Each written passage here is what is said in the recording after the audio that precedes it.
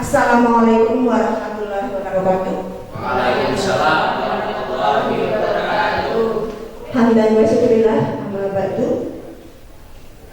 Bapak Ibu guru yang kami hormati, pertama marilah kita panjatkan puja dan puji syukur kehadiran Allah Subhanahu wa taala yang mana atas kehendaknya pada hari ini kita dapat berkumpul bersama di tempat ini dalam keadaan sehat walafiat guna melaksanakan rencana kita, yaitu presentasi budaya positif yang dilaksanakan di SMP 1 Kalibumi.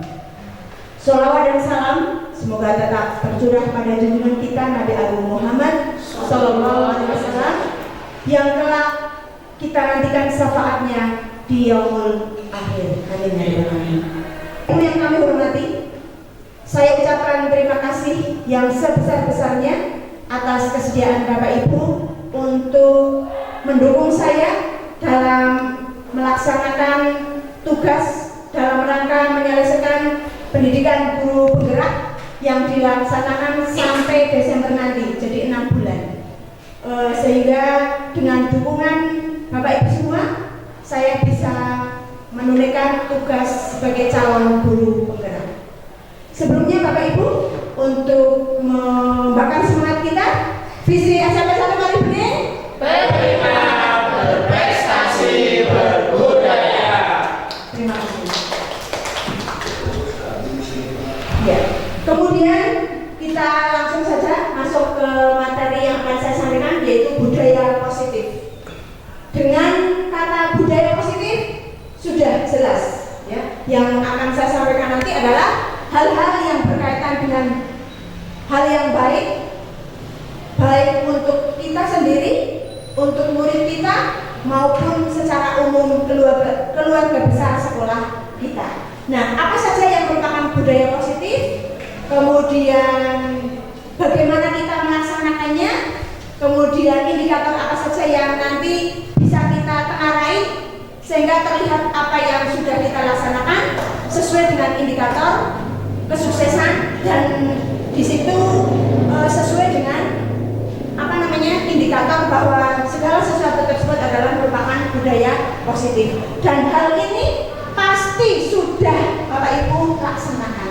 Cuma kadang-kadang tidak tahu namanya, cuma kadang-kadang oh iya ya ternyata itu sudah dilaksanakan.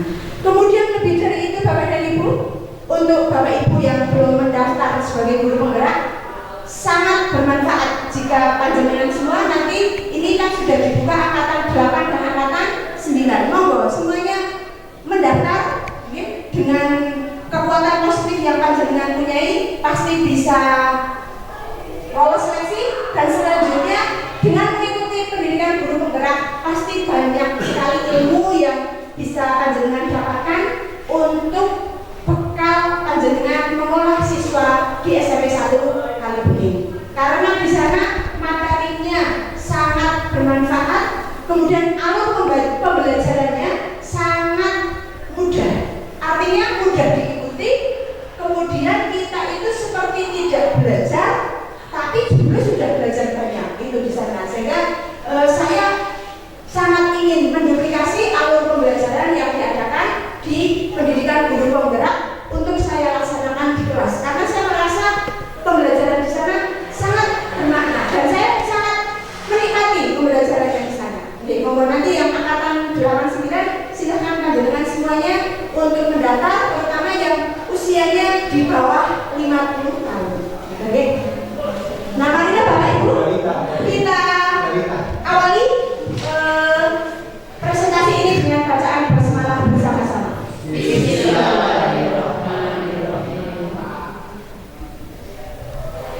Budaya positif, dan saya Endah Pratiningsih dari SMP Negeri 1 Kalibumi, calon guru penggerak angkatan 5 Kabupaten Banjarnegara.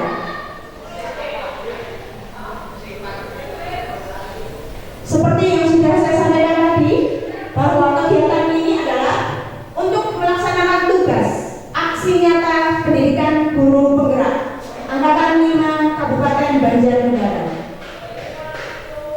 Nah, sebelum kita masuk ke materi permainan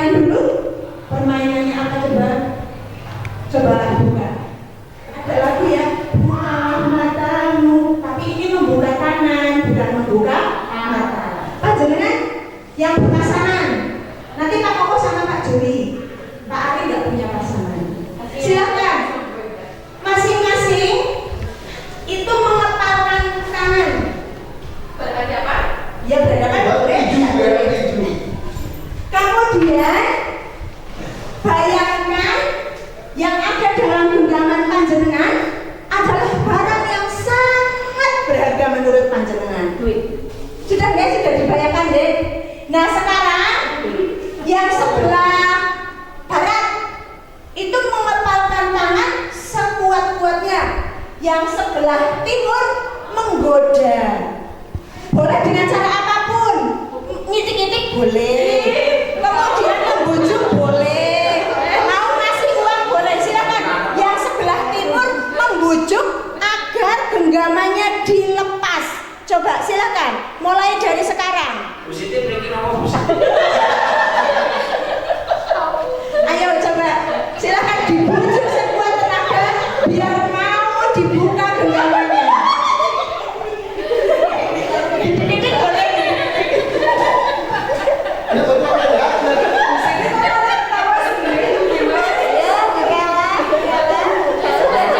Ini pelajaran merayu. Ada itu Pak Koko sama Pak Juli kan nggak saling menggoda.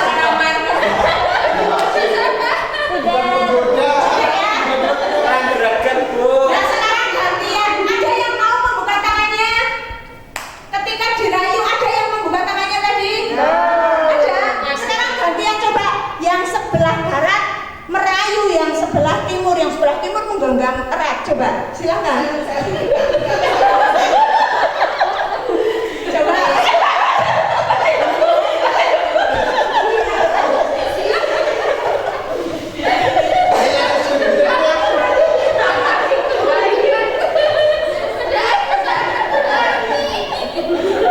Nah itu ya anak-anak itu seperti itu. Terus ya cukup ya. Ada yang mau membuka? Tadi sudah bolak-balik. Ada yang mau membuka? Tidak. Yang tidak mau membuka. Mengapa panjenengan tidak mau membuka?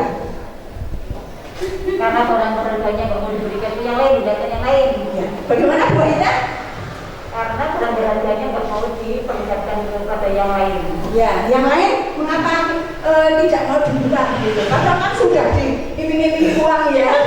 Saya takut kehilangan. Oh itu ya. Pak Koko bingung. Karena saya hanya ingin dibuka sama orang yang pas. Iya, boleh begitu juga boleh. Kan kita merdeka berpendapat. Ya. Nah itulah sebuah prinsip. Ya, ketika kita sudah menggenggam prinsip kita, maka apapun kita tidak akan melepasnya. Begitu juga kita terhadap anak-anak kita. Apa yang sudah kita menjadi prinsip kita ketika mengolah anak-anak, maka kita tidak akan goyah. Demikian juga kita sebagai guru, sebagai suri tauladan bagi yang utama kalau di sekolah kita adalah teladan bagi anak-anak kita. Teladan adalah nasihat yang terbaik. Apa yang kita lakukan nanti akan diduplikasi oleh anak kita. Sehingga ketika misalnya kita disiplin waktu misalnya, maka lanjutkan disiplin waktu. Karena itu nanti yang akan menjadi jati diri Bapak Ibu semuanya. Ketika panjenengan di kelas selalu datang tepat waktu, maka pasti anak-anak mengenali, oh iya, kalau Pak Guru ini saya jam sekian harus sudah di sekolah. Karena apa? Itu selalu datang tepat waktu. Beberapa kali Bapak Ibu saya minta kesan dari anak-anak begitu. Jadi apapun yang saya lakukan itu ternyata dicatat oleh anak-anak dalam hati mereka. Itu makanya kita bekerja untuk melayani siswa, begitu. Jadi kalau di sekolah kita insya Allah sudah seperti itu semua, ya. Jadi kita itu motivasi intrinsiknya adalah untuk memberi pelayanan yang maksimal kepada siswa. Kemudian seperti Pak Koko tadi, maunya dibuka oleh yang pas begitu ya, itu kan juga prinsip, ya kan? Jadi ketika sesuatu itu sudah melekat pada diri kita, maka itu akan menjadi budaya. Gitu ya Bapak Ibu. Nah, tadi jenengan Jenengan seneng nggak bermain? Seneng ya wong guyu sih. Nah maka dari itu bawalah anak-anak di kelas menjadi anak-anak yang selalu dalam kebahagiaan, selalu dalam kegembiraan. Sehingga dalam kelas itu kita memang harus membawa mereka kepada kebahagiaan. Apapun yang kita bawa, misalnya dari rumah ada masalah, ya jangan urut-urut masuk kelas terus seperti itu. Tapi ketika sudah masuk kelas, maka kita sudah ganti dengan wajah baru. Kita adalah seorang pemimpin pembelajaran yang akan membawa anak-anak belajar dari tidak tahu menjadi tahu, merubah pola pikiran mereka dari tidak tahu menjadi tahu dalam suasana bahagia, dalam suasana gembira. Jadi menurut Ki Hajar Dewantara itu ya seperti itu. Merdekanya kita adalah apa? Kita merdeka mencari apapun strategi apa saja yang kita laksanakan di kelas dengan menghormati kemerdekaan orang lain, yaitu kemerdekaan anak-anak kita gitu. Nah kemudian selanjutnya tadi yang mengepal, menggenggam, tidak dibuka dan sebagainya, itu sesungguhnya akan saya bawa kepada ini teori kontrol dari Dr. William James. Ya, jadi sesungguhnya kontrol itu yang terbaik itu dari diri kita sendiri. Buktinya tadi panjenengan dibujuk tidak mau, artinya sebetulnya kita itu tidak mau dikontrol orang lain. Tapi karena hal-hal tertentu, misalnya seperti siswa, kan rasanya dikontrol guru sehingga mereka takut. Kemudian mereka tergantung dengan peraturan sehingga mereka takut. Tapi yang paling baik adalah kontrol dari diri kita sendiri. Nah, dari kontrol dari William Glasser itu ada satu, ilusi guru mengontrol murid. Meskipun sesungguhnya kita kan merasa mengontrol juga ya, ngobrak-ngobrak tugas belum diharap, ngobrak-ngobrak jangan telat, ngobrak-ngobrak disiplin berpakaian dan sebagainya. Tetapi sesungguhnya yang paling bagus adalah kita mengkondisikan siswa agar bisa mengontrol dirinya sendiri. Nah, yang kedua, ilusi bahwa semua perbuatan positif, efektif dan bermanfaat. Itu. Jadi kita kadang-kadang perbuatan positif misalnya yang betul semua misalnya diberi reward, itu kan sebetulnya penguatan ya Bapak Ibu. Tapi itu sesungguhnya efektif untuk jangka pendek. Karena kalau tidak ada reward, bisa jadi anak-anak yang motivasinya karena reward itu, maka dia tidak akan sesemangat ketika ada reward. Gitu. Ini bisa Bapak Ibu terapkan baik di sekolah maupun di rumah. Untuk Bapak Ibu yang putra putrinya masih dalam perkembangan, itu nanti bisa diterapkan di rumah nih. Kemudian yang ketiga, ilusi bahwa kritik dan membuat orang merasa bersalah dapat menguatkan. Ini kan kita kadang-kadang sebagai guru juga berposisi sebagai orang yang membuat muridnya itu merasa bersalah. Ini apa enggak? Kan kadang-kadang kita tidak menghukum, tetapi kita itu bohongi baik biar dia itu merasa bersalah. Kemudian yang keempat, ilusi bahwa orang dewasa berhak untuk memaksa. Ya kita kan kayaknya orang guru gitu ya. Oh, garap seperti ini dan sebagainya. Saya yakin Bapak Ibu tidak. Cuma ini memang ada teori kontrol dari Glasser yang mengatakan bahwa ilusi bahwa orang dewasa berhak untuk memaksa. Kemudian selanjutnya Bapak Ibu, ketika kita berbicara tentang kontrol, gitu ya, kita akan mengarah pada disiplin yang positif, ya, disiplin yang positif. Karena kontrol itu lebih sering untuk menegakkan disiplin, ya, baik disiplin waktu, disiplin pakaian maupun disiplin yang lain. Nah, bentuk kontrol diri yaitu belajar untuk mengontrol diri agar dapat mencapai suatu tujuan mulia. Kalau Bapak Ibu jelas sudah bisa. Tapi kalau anak-anak memang masih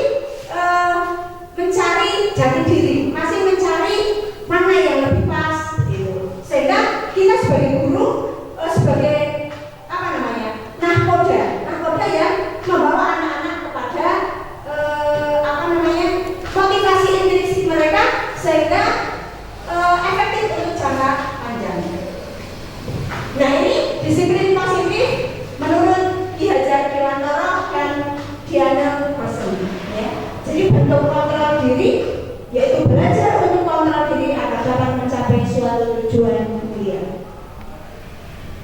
Nah, disiplin positif itu untuk apa? Mengapa kita tegakkan disiplin positif? Nah, untuk meraih nilai-nilai kebajikan. Dan ini Bapak Ibu sudah sangat dekat dengan nilai-nilai kebajikan. Bahkan sejak lahir kita sudah dikenalkan oleh orang tua kita dengan nilai-nilai kebajikan. Meskipun itu tidak kita sepakati bersama, tapi sudah otomatis orang tua kita mendidik pada nilai-nilai kebajikan yang harus kita raih. Nah, menurut Dr. William, nilai-nilai kebajikan adalah setiap perbuatan yang memiliki tujuan. Kemudian menurut Diana Rosen, nilai-nilai kebajikan yang diyakini seseorang akan membangun motivasi intrinsiknya untuk mencapai tujuan mulia, yaitu nilai-nilai kebajikan. Nah, ketika kita bekerja di sini, kan pasti panjenengan punya nilai-nilai, gitu kan? Oh, saya harus disiplin karena saya diatur dengan jam kerja, misalnya. Itu kan dari diri kita sendiri, tanpa fingerprint, tanpa tanda tangan, tanpa pantauan dari kepala sekolah, sudah otomatis karena kita terikat dengan motivasi ataupun nilai kebajikan yang kita yakini. Termasuk masuk kelas itu kan panjenengan kalau sudah belum ya selama masuk kelas. Nah, itu karena panjenengan punya keyakinan dengan nilai-nilai kebajikan gitu. Nah, kemudian nilai kebajikan yang kaitannya dengan anak-anak kita ya, itu ada salah satu nilai kebajikan yang sudah disepakati secara nasional, yaitu profil pelajar Pancasila. Yang pertama, beriman, bertakwa kepada Tuhan Yang Maha Esa, dan berakhlak mulia. Jadi anak-anak kita kondisikan baik dalam kelas maupun di luar kelas, bahkan di luar sekolah ya. Bapak Ibu masih sering mengkondisikan siswa ya, untuk ini beriman, bertakwa kepada Tuhan Yang Maha Esa. Jadi anak-anak itu nanti akan dibatasi dengan norma-norma agama, norma-norma sosial gitu ya. Nah, ini jadi profil pelajar Pancasila, atau kalau kurikulum 13 itu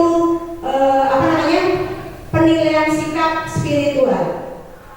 Kemudian yang kedua, berkebinekaan global. Jadi seperti yang sudah Bapak Ibu ketahui, kurikulum Merdeka itu sangat identik dengan pemanfaatan teknologi. Dengan anak-anak memanfaatkan teknologi, maka mereka bisa mengakses informasi dari manapun. Tetapi kita harus ingat dan harus kita ingatkan anak-anak bahwa mereka adalah anak Indonesia. Jadi bisa mengakses informasi dari negara manapun, tapi harus tetap Indonesia. Harus tetap berbudi pekerti yang sesuai dengan budi pekertinya orang Indonesia. Sehingga kurikulum Merdeka itu tidak identik dengan pembelajaran menggunakan HP, tetapi dengan pemanfaatan teknologi.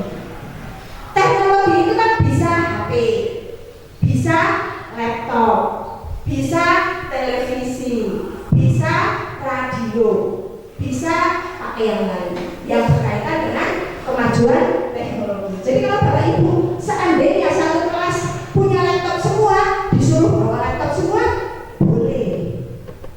Anak-anak tidak membawa HP tidak apa-apa. Bapak Ibu guru misalnya menggunakan slide sama saja, atau nonton TV bareng, itu juga sama saja. Sehingga kurikulum Merdeka itu lebih menekankan pada pemanfaatan teknologi itu. Jadi teknologi Bapak Ibu bisa memilih apa yang bisa efektif menurut panjenengan bagi anak-anak kita semua. Kemudian yang ketiga, gotong royong. Gotong royong itu berarti bagaimana kita memimpin pembelajaran di kelas terutama ya, sehingga bisa mengkondisikan anak-anak kita untuk bisa bekerja sama, berkolaborasi, bergotong royong untuk menyelesaikan satu proyek atau satu produk. Sehingga dalam kehidupan sehari-hari nanti anak-anak di lingkungan bisa bergotong royong dengan sesama, begitu ya.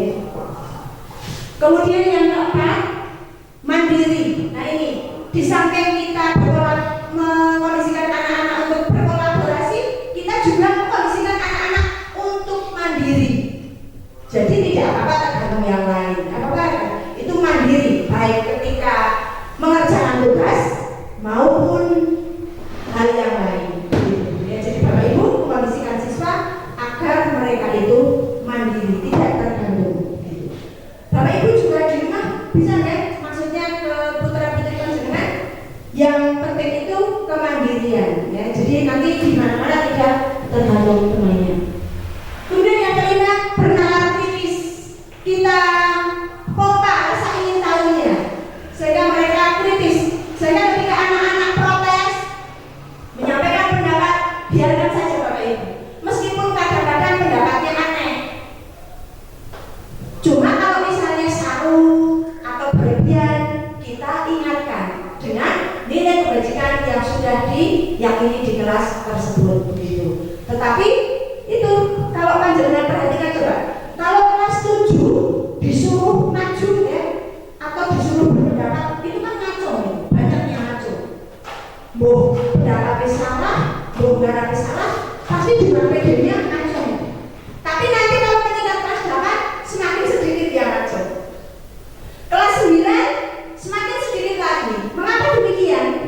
Karena percaya dirinya bertambah hari berkurang. Nah ini tugas Bapak Ibu.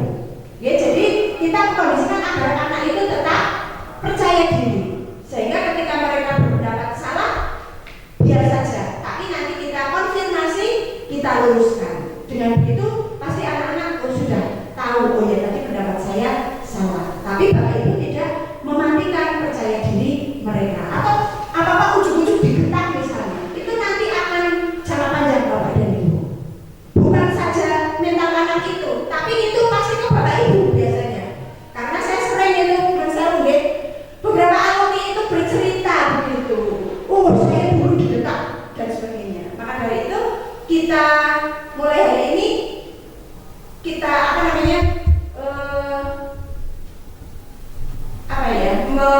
yang maksudnya menanamkan sikap ataupun memberikan contoh kepada anak-anak kita sehingga itu efektif jangka panjang, tapi untuk hal yang positif itu. Kemudian yang keenam, kreatif. Ya, jadi anak-anak kita bisa berkreasi sesuai dengan minat dan bakatnya, atau bisa jadi mereka menemukan barang yang orisinil tapi direka ulang atau divariasi. Misalnya itu kan ada muk polos begitu ya. Nah, anak-anak disuruh melukis di situ, maka itu nanti akan bernilai jual yang lebih mahal atau lebih tinggi. Itu salah satu contohnya. Jadi bisa memodifikasi barang yang lugu menjadi barang yang lebih tinggi nilai jualnya dengan sentuhan tangan mereka, dengan kreativitas mereka. Di pelajaran apapun bisa, ya, karena kita ada penilaian produk, ya, jadi bisa dilaksanakan. Ini profil pelajar Pancasila. Nah, kemudian sebagai pendidik, tujuan kita adalah menciptakan anak-anak yang memiliki disiplin diri sehingga berperilaku mengacu pada nilai kebajikan universal dan memiliki motivasi intrinsik bukan ekstrinsik. Karena motivasi intrinsik itu nanti akan awet, tapi motivasi ekstrinsik ketika yang membuat dia melakukan itu sudah tidak ada, maka bisa jadi dia akan berhenti melakukannya.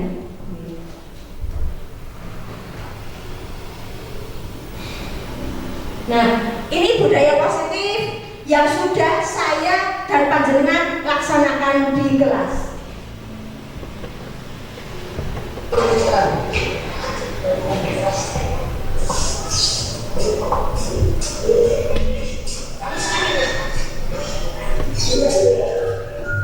Karena ini sudah menjadi kesepakatan sekolah, ya, keyakinan sekolah.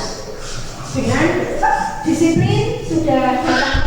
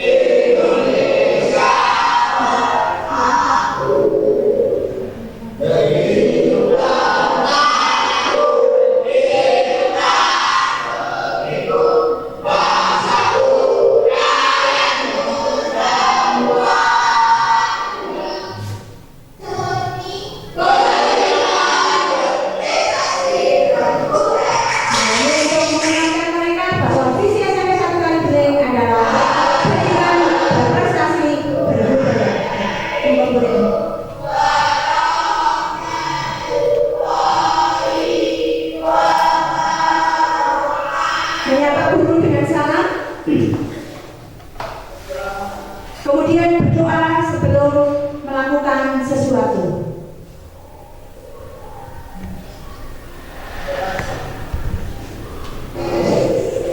Nah, ini juga budaya positif, saling membantu teman yang kesulitan. Sangat kenal nih Bapak Ibu. Itu sekarang menjadi ikon 7A ya, Dani.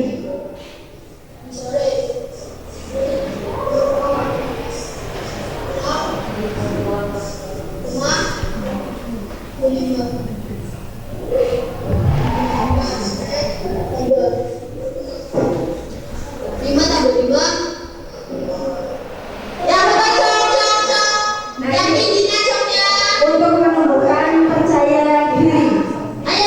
Kemudian untuk memotivasi agar mereka suka dengan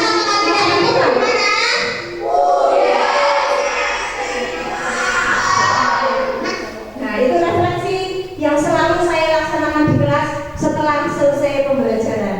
Jadi refleksi yang sangat sederhana. Apa yang kalian rasakan selama pembelajaran 2 jam ini? Nah, itu juga sudah refleksi.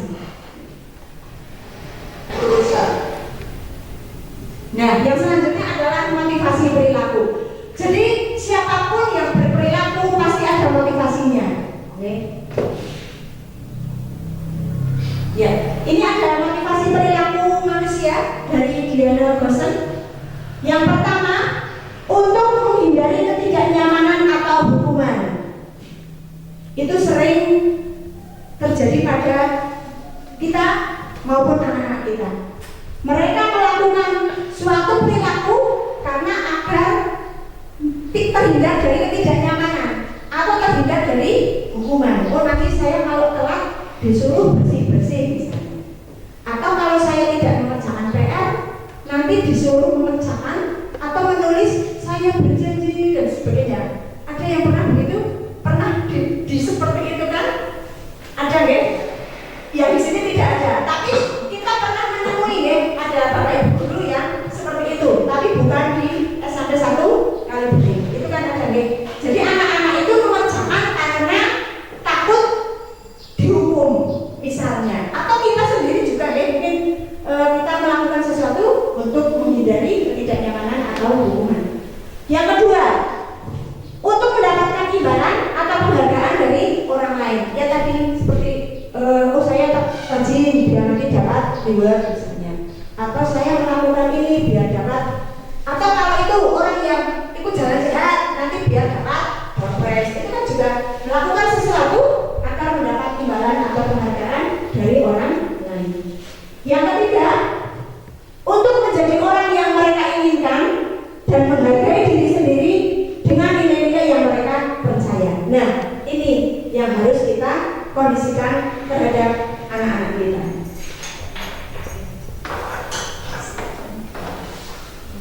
Nah, dari motivasi perilaku tersebut, ya, dari 3 motivasi tersebut, jika ada pelanggaran, itu ada 3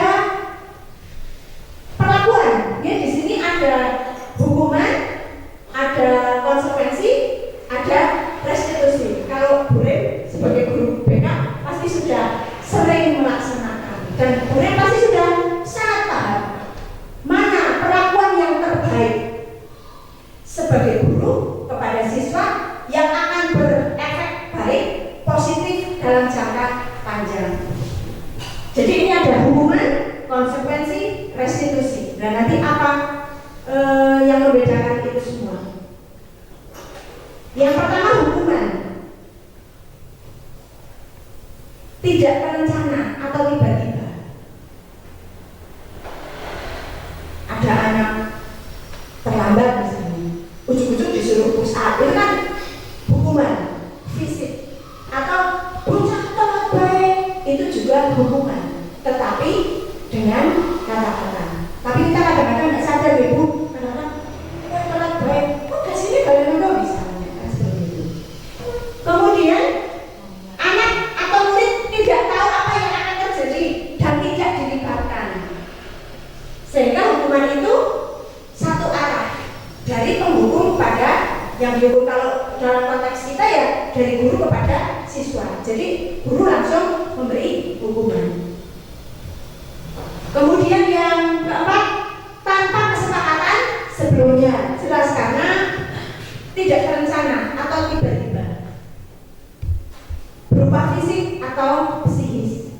Nah, ini hukuman. Kemudian yang kedua, konsekuensi. Ini juga mungkin pernah dilakukan oleh Bapak dan Ibu guru. Sudah terencana dan sudah disepakati. Biasanya awal semester panjenengan pasti membuat kesepakatan dengan siswa.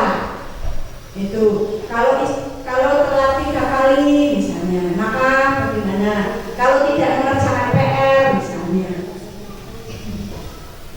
sudah dibahas dan disetujui oleh guru dan murid. Umumnya bentuk-bentuk konsekuensi dibuat oleh pihak guru atau sekolah, tetapi disepakati guru dan murid. Ya ini mungkin lebih ke apa ya? Aturan ini. Murid sudah mengetahui sebelumnya konsekuensi yang akan diterima jika terjadi pelanggaran. Ya, jadi anak-anak sudah tahu kalau saya tidak memakai topi dasi, maka nanti upacaranya barisnya di pasukan khusus misalnya. Itu kan kesepakatan ya, sudah disepakati. Kemudian yang selanjutnya, murid dibuat tidak nyaman untuk jangka pendek saat itu nih. Kemudian diberikan berdasarkan data yang dapat diukur, misalnya 3 kali terlambat, tidak mengerjakan PR 2 kali dan seterusnya. Ini adalah konsekuensi.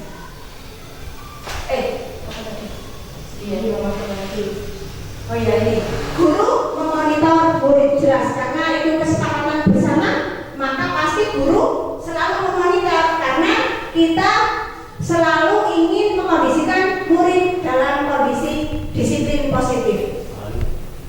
Kemudian yang selanjutnya adalah restitusi. Restitusi adalah proses menciptakan kondisi bagi murid untuk memperbaiki kesalahan mereka. Jadi ada proses. Kalau boleh ya dicek dulu, ngobrol biasanya ya, tidak langsung di justice. Kamu ini pasti nggak seperti itu, ya kan? Boleh pasti dengan baik-baik diundang, dirangkul. Saya sering lihat itu, dirangkul dulu, digelowai dan sebagainya. Ya seperti itu. Nah itu proses restitusi. Bertujuan agar murid bisa kembali kepada kelompok mereka dan berkarakter yang lebih kuat. Ya, jadi ketika melakukan kesalahan yang sangat fatal, pasti dengan restitusi, terutama bulan ini kalau yang sering sih karena ya, itu pasti berusaha untuk mengembalikan anak itu ke kelompoknya, gitu ya. Kita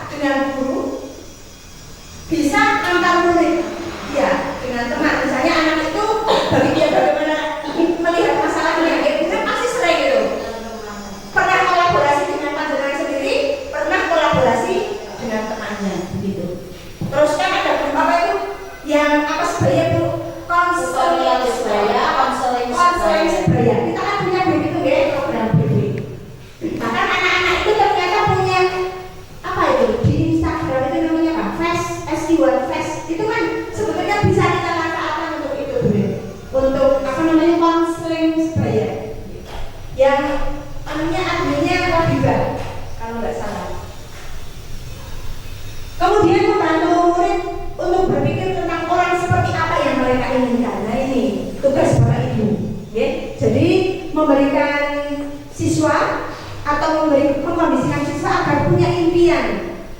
Cita-citanya itu menjadi apa? Atau menjadi seperti apa? Menjadi apa itu kan secara ngemben jadi apa begitu ya. Tapi kalau menjadi seperti apa itu lebih ke budi pekerti. Nah, kemudian yang lebih penting lagi ini, kita menuntun siswa untuk memberi petunjuk atau memberi teladan bagaimana mereka harus memperlakukan orang lain. Itu wong yang setua kita saja kadang-kadang masih lupa. Nah itu yang paling penting justru itu. Jadi bagaimana bisa memperlakukan orang lain, sehingga pada saat kita melakukan restitusi itu siswa itu digiring. Bagaimana misalnya dua anak gelut kan pasti memberi itu ya, memberi bagaimana kamu memperlakukan ini, tidak seperti itu kan, seperti itu ya. Jadi itu termasuk restitusi. Jadi pada dasarnya ini sudah dilaksanakan oleh Bapak Ibu guru mapel maupun guru BP. Cuma namanya belum tahu, ini namanya restitusi. Kemudian dari hukuman, konsekuensi, dan restitusi mana yang paling efektif? Ini hukuman merupakan identitas gagal. Jadi Bapak Ibu, saya yakin ya yang di sini sih jaranglah memberikan hukuman. Yang paling sering adalah konsekuensi dan restitusi. Ini merupakan identitas sukses. Jadi kita lanjutkan, kita pertahankan budaya positif yang ada pada diri kita, yaitu melakukan konsekuensi maupun restitusi ketika siswa melakukan pelanggaran. Karena pada dasarnya anak itu seperti butir padi, kertas putih. Ya, butir padi itu kan ditanam. Kemudian Pak Taninya kan yang menanam. Pak Tani itu kan tidak hanya bisa merawat. Kalau kurang sinar, dipindah dengan sing ana sinar matahari. Kalau kurang air, maka diberi tambahan air.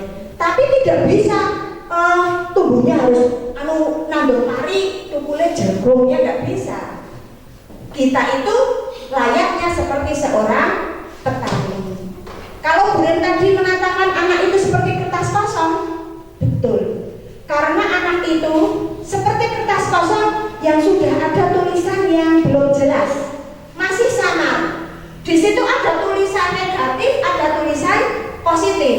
Dalam arti sudah ada bakat perilaku negatif, bakat perilaku positif. Nah, kita sebagai guru adalah menuntun, menebalkan tulisan-tulisan yang positif menjadi semakin jelas, sehingga mereka akan berjalan menuju ke hal-hal yang positif. Karena menurut Ki Hajar Dewantara, kita adalah sebagai pendidik adalah pamong yang menuntun anak-anak sesuai dengan kodrat alam mereka dan sesuai kodrat zaman.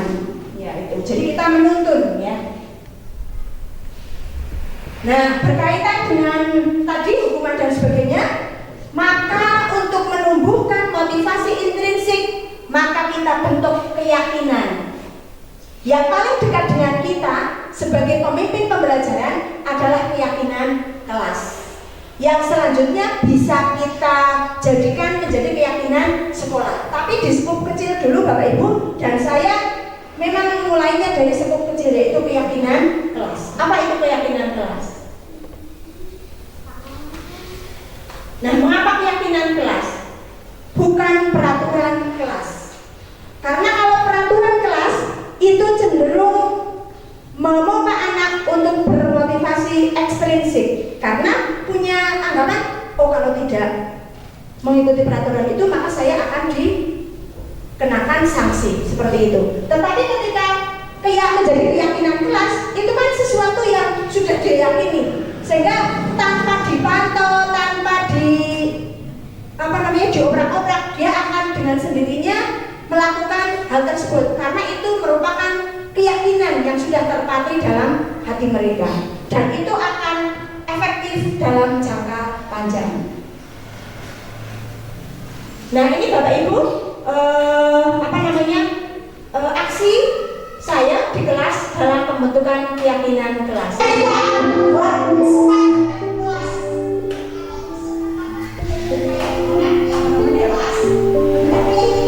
masuk ya? Nggak masuk ya? Masuk.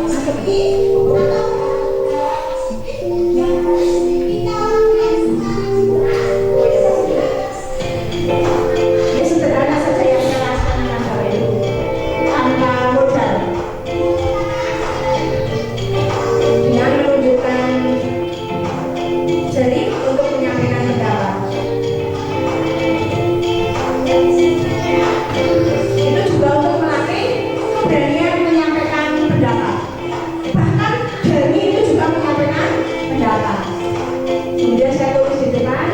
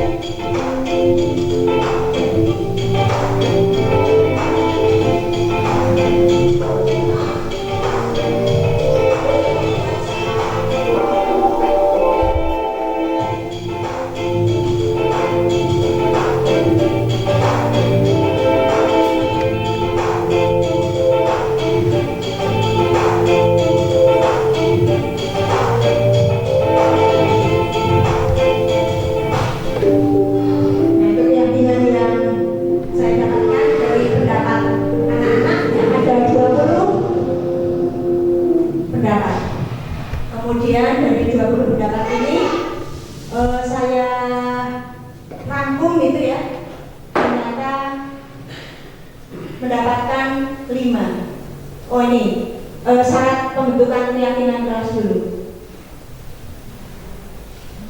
Bersifat lebih abstrak daripada peraturan yang rinci dan konkret.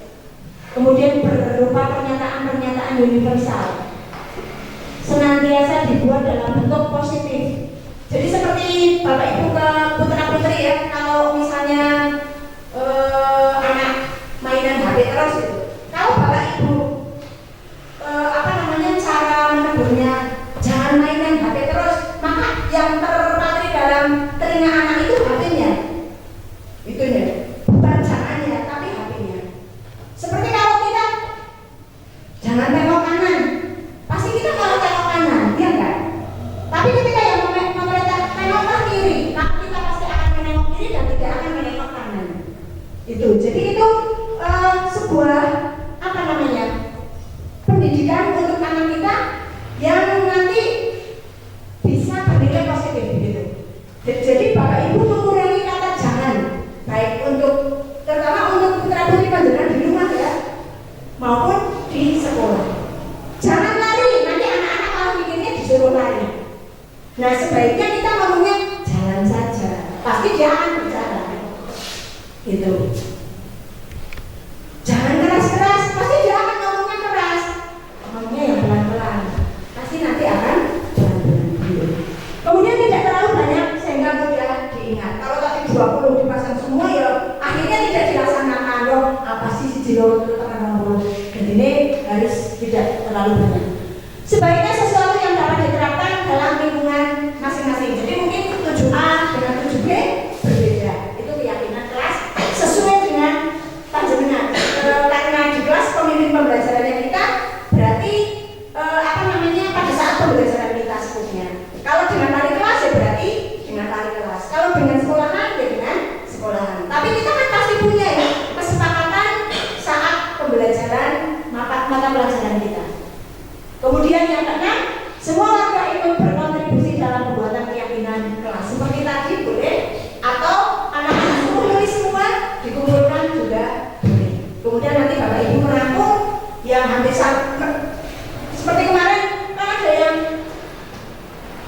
yang ketujuh, bersedia meninjau kembali keyakinan kelas dari waktu ke waktu. Jadi itu tidak harga mati. Kalau misalnya kurang pas, bisa diubah, ditambah atau dikurangi. Nah ini yang kontribusi itu banyak yang sama. Misalnya di kelas nggak boleh memakai topi, di kelas nggak boleh memakai jaket, di kelas. Nah, itu kan dirangkum menjadi satu, disiplin berpakaian.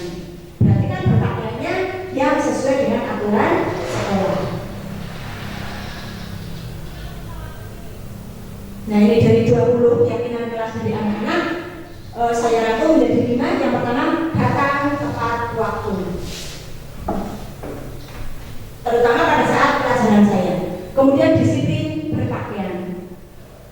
Yang ketiga, menjaga kebersihan, membawa perlengkapan yang diperlukan, karena saya sering pelajaran matematika tapi tidak membawa penggaris dan sebagainya, sehingga itu akan mempersulit anak dalam belajar. Sehingga itu menjadi keyakinan di kelas tersebut, bahwa seperti itu adalah hal yang diyakini menjadi budaya positif, karena itu akan mempermudah dia dalam belajar.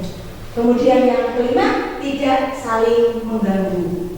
Ini keyakinan kelas dari 20 yang masuk, saya rangkum menjadi 5. Dan ini tiap hari sudah diingat-ingatkan.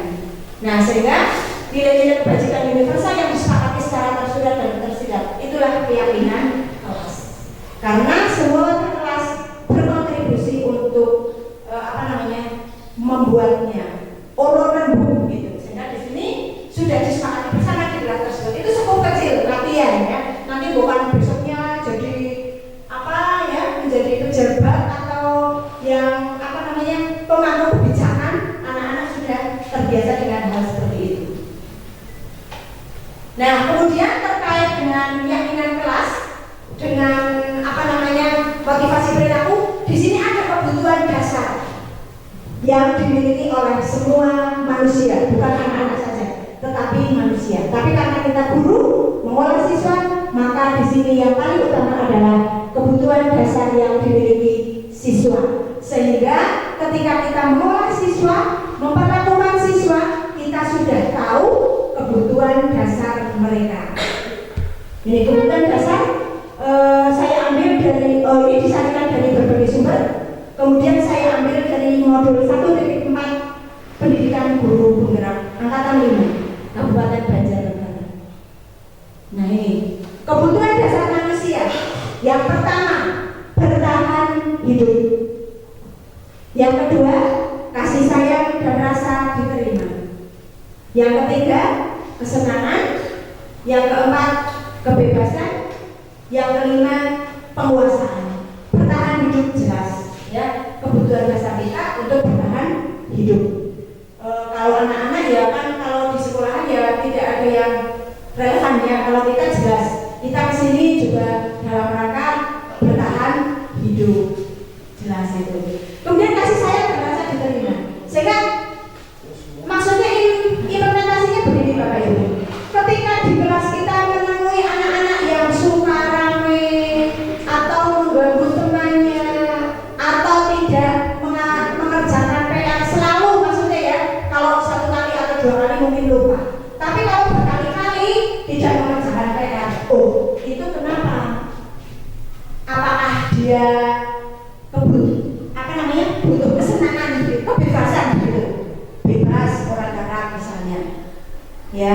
Mungkin di rumah yang paling jelas itu kalau anak yang membuat onar di kelas gitu ya, yang paling sering kita temui. Kita kan kadang-kadang terus menelisik, jadi ibu jangan kenapa gitu. Ternyata di rumah kurang kasih sayang. Bisa kan seperti itu, Bren? Nggih? Kurang perhatian, bisa jadi. Sehingga kita memperlakukannya bagaimana? Anggap domain Mbak, tidak mendapat perhatian, malah ocol seperti itu. Bisa jadi karena kesenangannya mengganggu kancane. Dia jahil kepada kancane senengnya mengganggu kancane. Kan ada yang seperti itu. Maka panjenengan melakukan restitusi agar anak tersebut berubah, tapi dengan motivasi dari diri mereka sendiri. Kemudian bisa jadi kebebasan. Anak rumah apakah dipenging, apakah ora oleh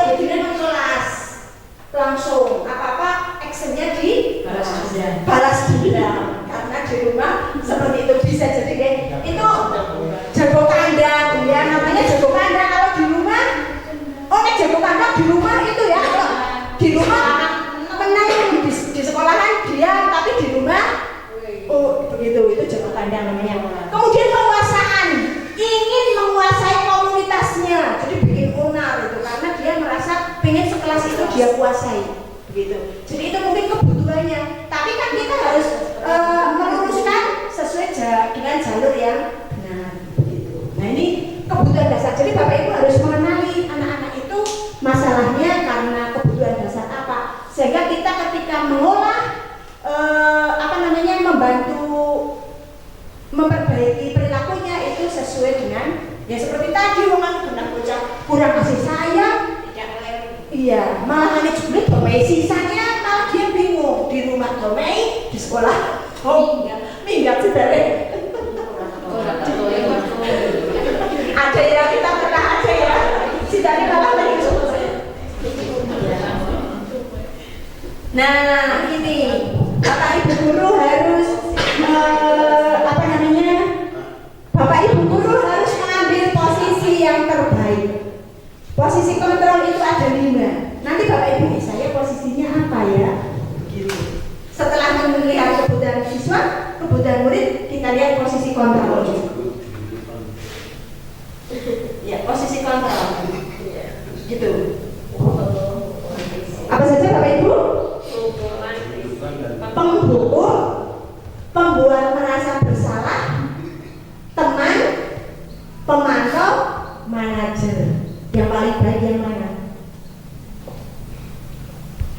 Itu kalau penghukum yang mana? Teman. Yang paling baik yang mana? Teman. Atau yang mana? Bapak Ibu kira-kira yang mana? Manajer. Iya. Penghukum. Apa-apa hukum, apa-apa domei, apa-apa itu penghukum. Sarjana hukum ya. Sarjana hukum. Penghukum, tapi ada memang guru yang posisi kontrolnya penghukum. Jadi apa-apa ada ya. Hukum baik fisik atau pesimis yang kita kurangi. Kalau kita seperti itu kita jaga, kita kurangi. Jangan apa kalau tidak terpaksa ya jangan. Kasihan juga nanti bukan berakibat yang tidak baik. Terutama kalau hukuman fisik. Siti sentom. Kemudian kalau ada apa-apa selalu konfirmasi, selalu klarifikasi apapun itu. Seperti beberapa kejadian itu karena kita kurang konfirmasi, kurang klarifikasi, kurang kolaborasi. Itu. Jadi Bapak Ibu sebagai guru makar terutama, kalau ada sesuatu silakan lapor ke wali kelas. Setelah itu wali kelas tidak bisa menangani, naik ke BP. Begitu. BP tidak bisa menangani, membuat tim.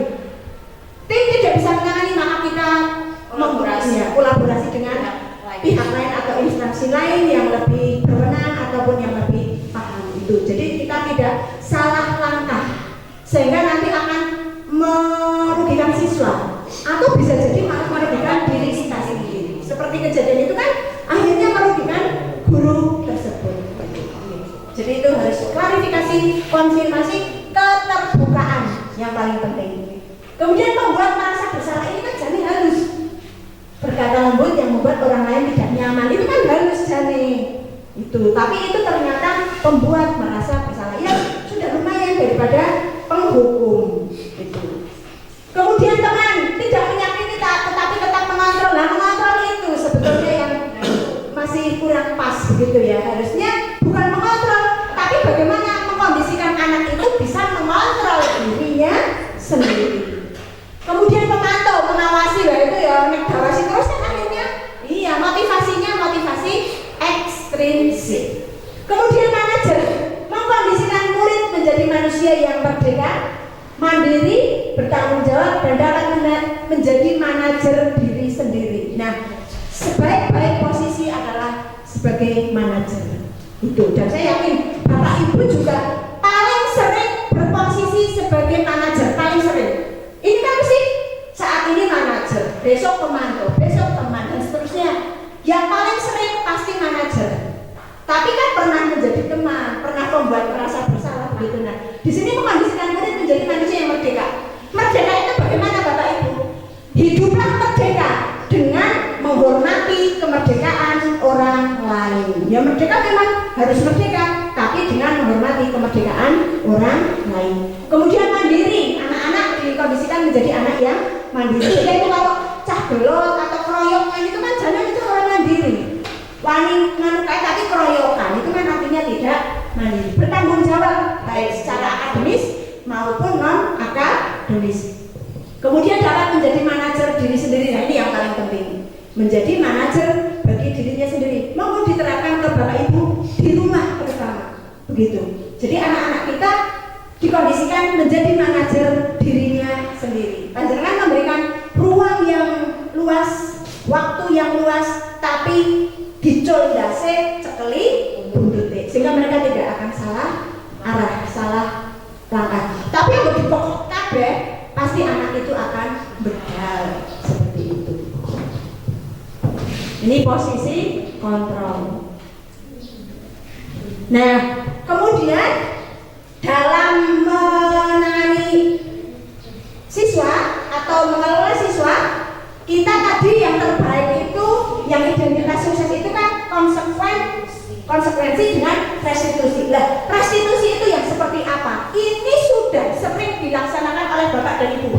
Tapi Bapak dan Ibu tidak tahu restitusi itu apa. Segitiga restitusi itu apa? Padahal itu secara refleksi sudah biasa keluar dari mulut Bapak Ibu semua. Restitusi. Apa itu restitusi? Nah ini segitiga restitusi. Segitiga restitusi di sini ada menstabilkan identitas, kemudian ada validasi tindakan yang salah, kemudian ada menanyakan keyakinan kelas. Itu. Jadi ini langkah-langkah yang dilakukan oleh Bapak Ibu dalam melaksanakan restitusi. Meskipun Bapak Ibu ngerti jenenge restitusi, tapi saya yakin 3 langkah ini pernah dilaksanakan semua, atau 2 dok, atau 1 dok, pasti sudah dilaksanakan. Cuma nggak tahu namanya. Ini misalnya yang menstabilkan identitas, contohnya kata-katanya, setiap orang pasti pernah melakukan kesalahan. Pasti Bapak Ibu pernah ke anak seperti itu, bohongi bocah seperti itu. Kemudian bisa juga dengan kamu bukan satu-satunya yang pernah melakukan ini. Itu menstabilkan identitas. Kemudian validasi tindakan yang salah. Kamu tentu punya alasan mengapa melakukan itu. Jadi sebelum kita menghukumi, kita tanya dulu mengapa kamu begitu. Seperti itu. Jadi tidak langsung tuh atau dan sebagainya. Tapi ditanya dulu mengapa kamu melakukan seperti itu. Sehingga tidak salah kamu maunya sih nggak usah dingin. Jadi saya salah sih dijawab karena tidak apa namanya validasi tindakan yang salah. Kemudian adakah cara yang lebih efektif untuk mendapatkan apa yang kamu butuhkan? Contohnya tadi, misalnya murid yang di kelas, jadi apa sih dia? Butuh kesenangan, kebebasan, penguasaan, atau butuh perhatian? Yang lebih sering itu kita menemui anak yang kurang perhatian. Tapi barang domei akhirnya ya tambah tidak perhatian lagi, tambah kurang lagi. Kemudian menanyakan keyakinan kelas apa yang telah kita sepakati, seperti itu. Misalnya kita sudah dari awal membuat keyakinan kelas, ditanyakan seperti itu. Atau nilai kebajikan yang secara umum, yang bukan keyakinan kelas, kan kita sudah ada norma yang sudah berlaku di masyarakat yang diambil diyakini oleh semua orang, kan ada. Itu juga sudah keyakinan universal, tidak dengan kesepakatan, tapi sudah otomatis gitu. Kemudian kamu ingin menjadi orang yang seperti apa? Gitu. Lah kowe apa karakter baik kan seperti itu. Kowe seneng dari cah sing ora disiplin apa sing disiplin, misalnya kan seperti itu. Ya, silakan Anda pilih. Ini segitiga restitusi ini nah itu lebih jelasnya. Jadi langkah segitiga restitusi namanya juga segitiga. Yang pertama, menstabilkan identitas. Jadi kita semua akan melakukan hal terbaik yang bisa kita lakukan. Pasti ya, semua orang pasti berusaha melakukan hal yang terbaik. Itu sudah keyakinan universal. Ya. Kemudian yang kedua, validasi tindakan yang salah. Semua perilaku memiliki alasan. Ya, jadi siapapun yang melakukan pasti punya alasan. Cuma alasannya kadang sesuai dengan kita atau tidak, sesuai dengan aturan sekolah atau tidak. Ketika tidak sesuai, itu berarti pelanggaran. Maka kita sebaiknya melakukan restitusi. Kemudian yang ketiga, menanyakan keyakinan, yaitu kita semua memiliki motivasi internal. Kita pasti memiliki motivasi internal. Cuma ada yang tumbuh berkembang dengan baik, ada yang tidak. Karena dalam perjalanan beda-beda. Manusia juga introvert dan Extrovert, gitu ya. Jadi secara itu jadi karena tadi lahir dalam keadaan suci, begitu kan? Jadi sesungguhnya sudah baik semua. Cuma dalam perjalanan, rangsangan, lingkungan dan sebagainya. Bapak Ibu yang saya hormati, sampai di sini barangkali ada hal-hal yang perlu kita diskusikan, monggo. Ada waktu sedikit untuk kita diskusikan, silahkan. Barangkali ada yang perlu kita diskusikan berkaitan dengan sekolah kita terutama, atau secara umum juga boleh. Silahkan, monggo. Bu Siti, monggo. Barangkali ada yang mau didiskusikan. Ngantuk ya orang-orang ya. Itu juga kebutuhan dasar ya. Kebutuhan kebebasan. Mengantuk. Ada Bapak dan Ibu? Boleh barangkali berdasarkan pengalaman yang sudah berpuluhan tahun, wes lupa apa baik ya bocah sing dibina dan ditangani itu pasti ya. Ini berkaitan dengan ya semuanya tadi budaya positif yang ada di sekolah kita, dan sebagai pemimpin pembelajaran kita semua pemimpin pembelajaran, maka kita berlaku ya selayaknya pemimpin gitu. ya mungkin idealnya kita seperti itu apa yang tadi sudah diberikan oleh Bu Endang ya. Tapi di sini ternyata kan sering banget kita bertindak atau bertindak harus malah kebalikannya tadi itu, kurang kolaborasi lah, kurang komunikasi lah, kurang mengakui orang lain lah kayak gitu. Sehingga mungkin masih banyak banget hal yang perlu dibenahi di sini bareng-bareng. Karena ya mungkin kalau komunikasi ada, oke lah kita bareng-bareng. Terutama itu antara manajemen dan bawahan juga dengan manajemen. Komunikasi di sini yang saya kira masih timpang Bu Endang di sini di sekolah kita, terutama kalau di kelas kita komunikasinya dengan anak, bagaimana kita menghargai anak, menerima anak di kelas, karena yang mengelola kelas adalah kita. Jadi apapun yang terjadi sama anak di kelas adalah hasil pengelolaan dari kita sebagai guru saat itu. Dan di lingkungan yang lebih luas lagi, di sini masih banyak pertimbangan yang mungkin sudah bukan rahasia lagi sih. Teman-teman juga sudah tahu semuanya, dan itu saya kira kurangnya komunikasi, kurangnya penerimaan, kurangnya saling mempercayai seperti itu. Kalau kita mau kolaborasi, oke lah semua permasalahan bisa kok diselesaikan. Kita komunikasi, oke semua bisa diselesaikan. Tapi komunikasi jangan hanya dari atasan ke bawah, tapi dari bawah juga ke atasan harus ada komunikasi yang jelas dan pas. Dua jalur. Kalau hanya satu jalur nanti akan timpang semuanya, di lini apapun itu akan timpang. Apalagi kita di sekolah yang notabene adalah suatu organisasi yang harus kita bawa bersama, karena tanggung jawab kita adalah pada anak-anak semuanya. Itu.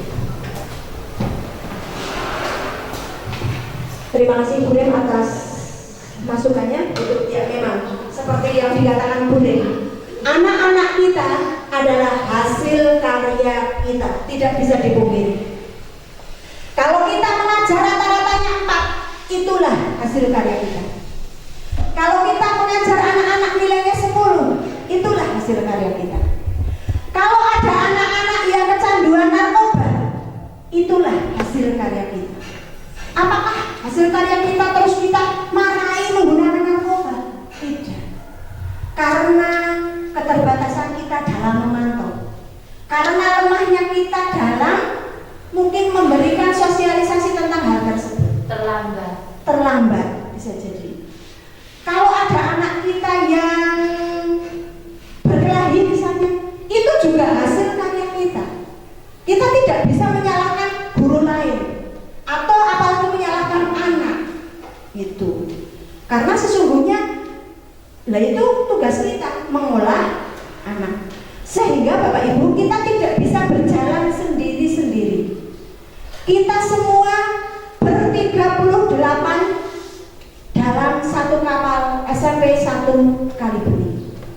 Sehingga ketika mau berjalan ya harus kompak semuanya.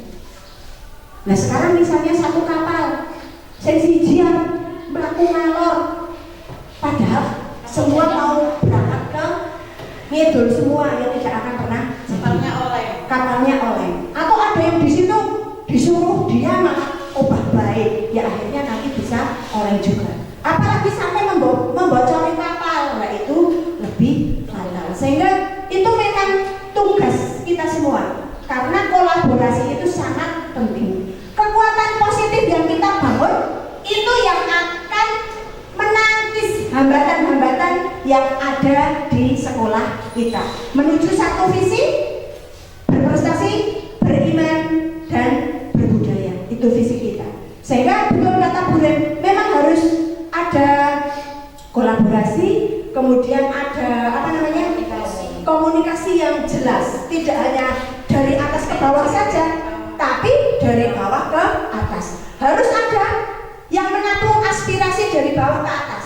Kemudian setelah itu ditampung, diolah, dan ada kebijakan yang ke bawah. Oleh karena itu, mungkin ini PR saya dengan Pak Ari ya, karena yang di sini saya dan Pak Ari sebagai wakil kepala sekolah, ini memang harus ada wadahnya untuk mengkondusifkan lingkungan kerja kita.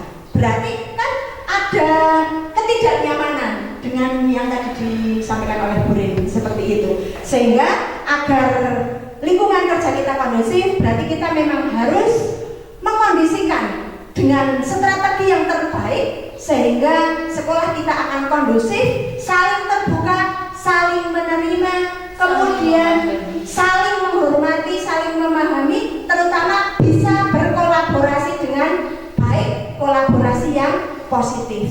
Sehingga seperti tadi, satu kapal SQ1 berjalan bersama-sama dalam satu visi yang sama.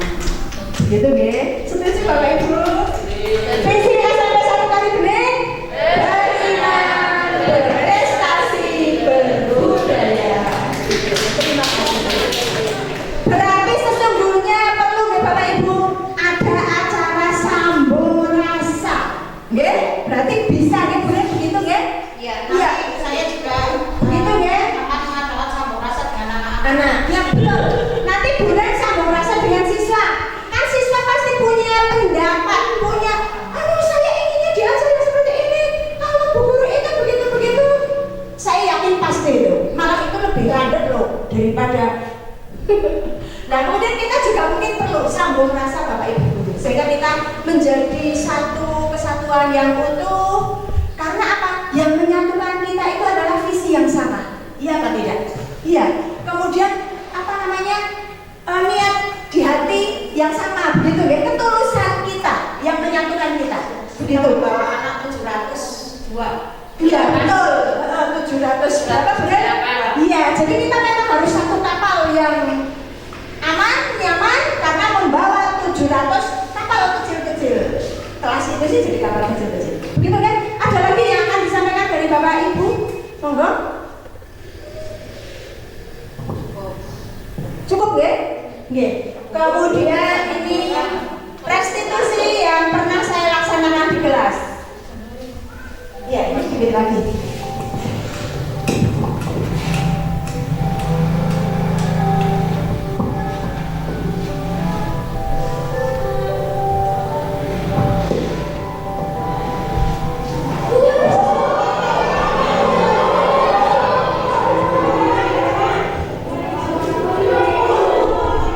Ini kejadian di kelas kejutan.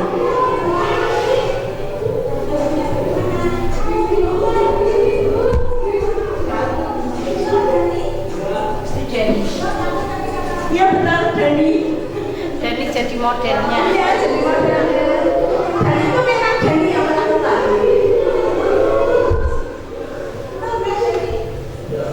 Ada high sampai bawah. Ya, Iwan terus 17 sekarang jadi Dani. Ini sudah slide terakhir.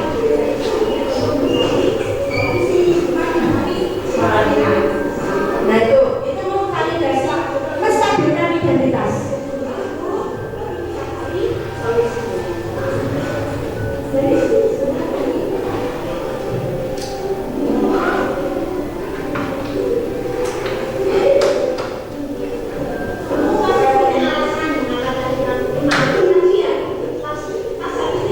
Validasi tindakan yang salah. Di luar dugaan rasanya.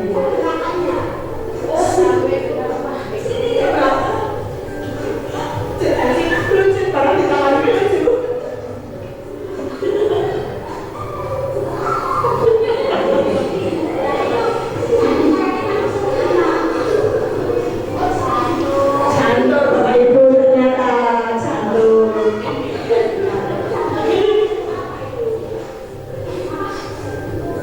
Lihat itu apa?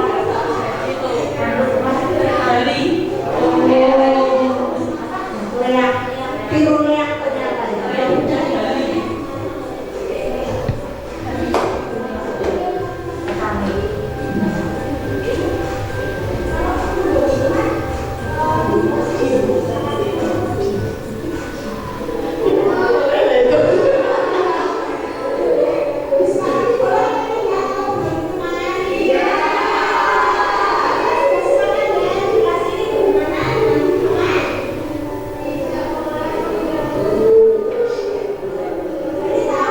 Ternyata jantung dari jantung tapi jantung itu apa?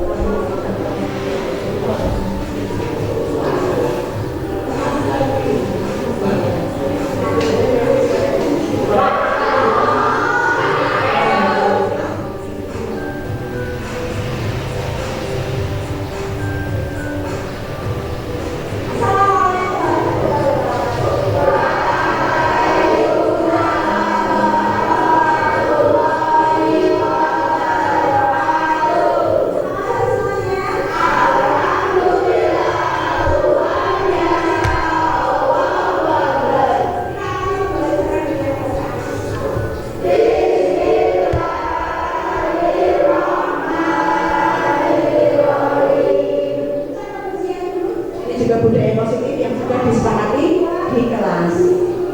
Mengecek kebersihan sebelum pembelajaran dimulai. Nah, ternyata meskipun sudah didekati pasti ada sampah.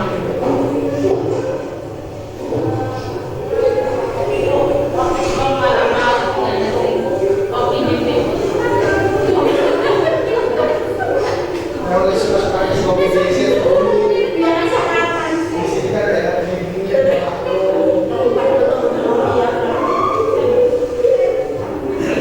Nah itu kan sudah didekati tapi tetap ada sampahnya.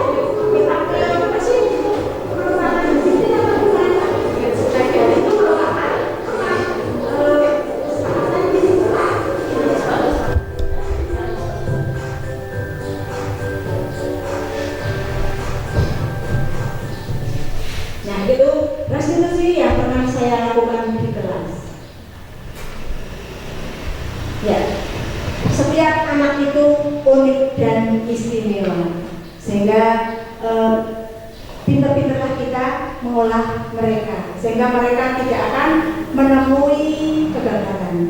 Dan keberhasilan mereka adalah ketika mereka menjadi juara kehidupan. Juara kehidupan itu sendiri, tidak ada saingannya. Nah, kalau ada anak juara olimpiade, juara karya ilmiah dan sebagainya, itu adalah bonus dari kerja keras Bapak Ibu dalam mengkondisikan anak menjadi juara kehidupan. Kemudian Bapak Ibu semuanya, pesan saya sebagai sesama pendidik di SMP 1 Kalibening, maka kita mendidiklah dan mengajarlah dengan hati. Kemudian langkah yang terbaik yang harus selalu kita lakukan adalah teladan dan pembiasaan. Teladan itu akan diduplikasi oleh anak didik kita. Pembiasaan itu adalah sesuatu hal yang sangat mungkin dilaksanakan oleh anak tanpa anak tidak merasa terpaksa dan terbebani.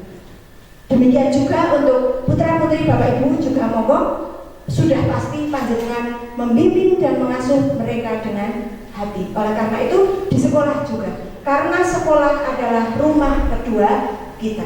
Apapun yang ada dalam diri kita, maka cara jawabannya itu tulus ke siswa.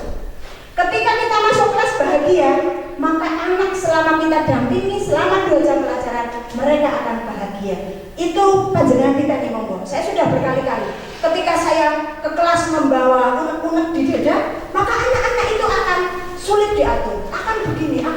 Tapi ketika kita ke kelas dengan bekal semangat dan bahagia, maka anak-anak kita itu akan lebih mudah kita olah. Coba saja. Chemistry ya. Iya, jadi tidak ada nyolak bocah yang lebih baik karena itu dari diri kita sendiri. Bekal kita saat akan masuk kelas, gitu.